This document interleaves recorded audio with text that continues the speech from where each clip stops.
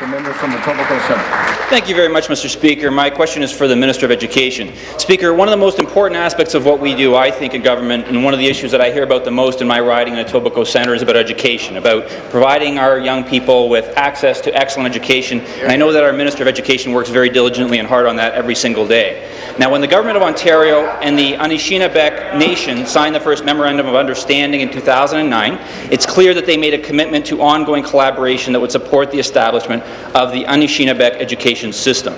Now, since the signing of the Memorandum of Understanding with the Anishinaabe Nation, I understand that, Minister, that you have met on a regular basis to identify and discuss common educational issues.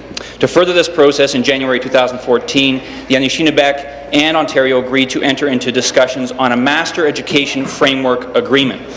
Minister, can you please tell us what the purpose is of entering into discussions on a Master Education Framework Agreement? Good question. Thank you. Minister of Education. Thank you to the Speaker, and thank you to the member for the question on a very important issue for all of us. I want to begin by recognizing the long history of First Nations people in Ontario, and in particular the history of the Anishinaabe peoples.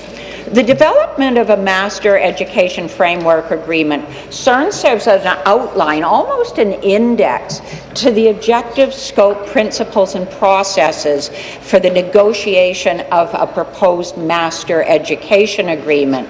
And it gives us an opportunity to collaborate and more formalize those partnerships. In fact, the Master Education Agreement, when we get it completed, will formalize the relationship between the Anishinaabe Nation and Ontario. The agreement also confirms that we will work collaboratively with the Anishinaabe people so that there's better cooperation between their schools and Ontario schools, which is actually where most of the Anishinaabe students attend.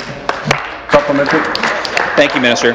Last Thursday, I understand, Minister, that you visited with the Anishinaabe First Nations in Sault Ste. Marie and successfully signed the Master Education Framework Agreement, which I think is fair to say is a historic event.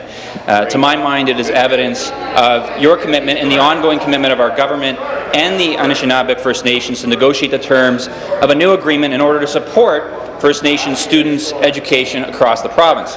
I'm pleased to know that First Nations students will have better access to education in Ontario and work toward closing the gap in Ontario.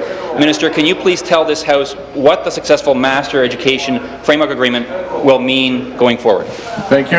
Yes, thank you. And it was indeed a very moving and exciting occasion. There were chiefs from all over Ontario who were there to sign the Master Education Framework Agreement. Everybody who was there agreed that this was truly an historic occasion, which gives us an opportunity to collaborate.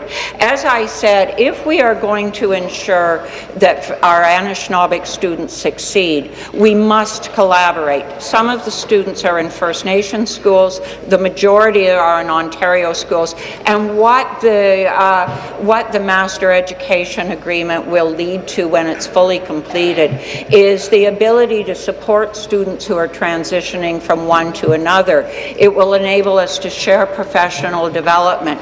It will enable us to further expand on the agreements that we have between school boards and the relationship between school boards and First Nations.